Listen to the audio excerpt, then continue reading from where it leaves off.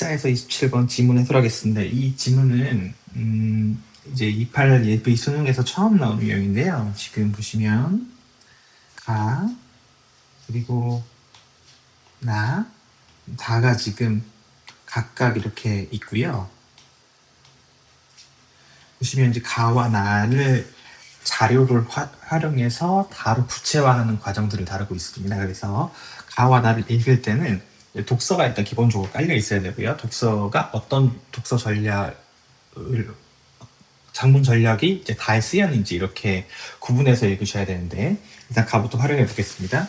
주어진 자원이 한정적인 상황에서는 합리적인 선택이 중요하다. 합리적인 선택을 위해서 선택을 하게 되는 만족과 기회비용을 판단해야 되는데, 기회비용이란 말의 정의가 나오네. 어떤 개념, 선택을 함으로써 포기하는 것의 가치가 무엇인지를 따지는 개념이다. 이 개념이 그러면 단순히 개념으로 끝나는 것이 아니라 그 계산하는 법이 나오는데, 기회비용은 대안을 선택함으로써 실제 지출하는 비용과 다른 대안을 선택했다면 얻을 수 있는 가치를 함께 고려하여, 어떻게 구하는지는 정확히 나오지 않지만 이거 두 개를 고려한다라고 나와 있습니다. 그래서 예를 들 때 일요일에 도서관 책을 읽으려고 한다라고 하는 선택에서 친구가 공연 관람을 하고자 하는 선택으로 이제 바뀔 때, 만약 공연 관람을 선택한다면 공연 관람료가 실제 지출하는 비용이고, 도서관에 책을 읽는다면 얻을 수 있는 만족이 공연 관람으로 포기한 것의 가치, 대안을 선택했다면 얻을 수 있었던 가치에 해당한다.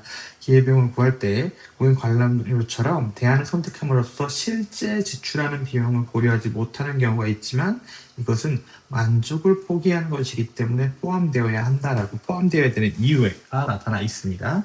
자, 합리적 선택을 할 때 고려할 필요가 없는 비용이 바로 매몰 비용이라는 개념인데, 매몰 비용이란 이미 투입되어 다시 회수할 수 없는 비용을 의미한다. 그래서 이것은 의사결정 시 고려해서는 안 된다. 또다시 얘가 나오네요. 가령 공연 시시하여 관람을 계속할지 말지를 선택하는 경우 관람료가 아까워 계속 관람하는 것은 비합리적이다. 그러므로 되돌릴 수 없는 매몰 비용이 아니라 앞으로의 선택이 가져올 기회 비용을 산출하는 것이 합리적인 선택을 위해 효과적인 전략이다 라고 나와 있네요. 이 두 번째 지문은 지금 그래서 정책 영역에서의 선택 과정들을 설명을 하고 있는데 한번 볼까요? 정책 영역에서 정보가 충분한 경우는 대안이 가져올 결과를 서로 비교 가능하다라고 본다. 그렇지만 실제로는 정보가 충분하지 않은 경우가 있다는 걸 우리는 경제 시간에서 배웠을 겁니다. 가치가 충돌하는 공공사업의 경우 가치 우선순위를 정하기 어려운 상황에서 의사소통이 이루어지는 경우가 많고, 이런 현실 정책 상황으로 인해 딜레마에서의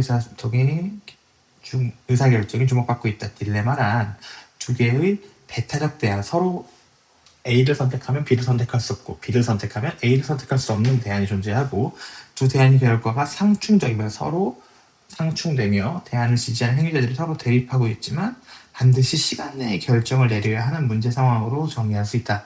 한편 딜레마와 유사해 보이지만 딜레마 구별되는 상황이 있는데, 이것은 정보의 불확실성으로 인해 정보가 곤란한 상황이거나 정책이 모호할 때에 발생하는 문제들이다. 이것은 딜레마가 아니라고 하네요. 불확실성을 해소하는 방법으로는 정보를 추가적으로 탐색할 수 있고, 모호성이 있을 때는 정책의 의미를 보다 분명히 제시하여 해소할 수 있기 때문에 이러한 사람들 딜레마를 보게 왔다. 왜냐하면 다시 한번 볼게요. 딜레마란 두 개의 배타적 대안이 존재하고 두 대안이 상충적이며 대립하고 있지만 주어진 시간 내에 결정을 내려야 할 때 의미하기 때문입니다. 자, 딜레마에서 의사결정에 대한 논의의 함의는 대안을 평가할 정보를 충분히 갖고 있다 할지라도 비교가 어렵다는 것이다. 중요한 건 이런 거죠. 정보가 아무리 충분해도 비교하기가 어렵다. 이럴 때는 결국 의사소통의 가치가 개입되는데, 그래서 이 가치들이 서로 충돌하는 상황에서 어떠한 가치를 우선할 것인지가 바로 딜레마의 문제라는 것이죠. 자, 그렇다면 가와 나를 바탕으로 이제 다를 쓴 글을 읽어보겠습니다. 우리 지역의 동그라미 부지에 하수 처리 시설 유치 여부를 연말까지 결정해야 하는 상황. 자, 이 상황은 바로 주어진 시간 내에 결정을 내려야 되는 거고, 찬반 논쟁이 첨예하게 벌어지고 있다는 거죠. 자, 나는 하수시설을 유치한다. 자, 지금 앞서 나와 있는 여기까지는 이것이 바로 딜레마 상황이다라는 걸 정의하고 있는 것이고, 그래서 처리시설을 유치해야 한다고 생각하는데 그 이유를 지금 논증하고 있는 글이라는 거겠죠. 자, 그러면 이 어떤 것이 합리적이냐면 주어진 자원이 합리적인 상황에서 유치하는 것이 좋다라는 겁니다. 그 근거로 자, 지역 주민소득 증가 효과를 들 수 있다. 시설 구축 비용뿐만 아니라 보조금이 지급되므로 이것을 경제 활성화 프로그램을 시행할 수 있는 예산이 될 수 있다.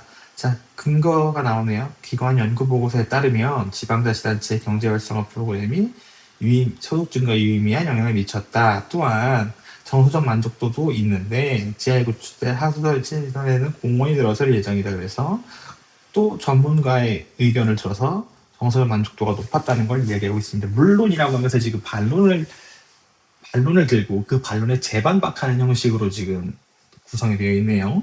이에 대해 해당 부지의 환경적 가치가 중요하다. 이것이 바로 이제 대립되는 가치죠. 그리고 결과가 상충적인 것이겠죠.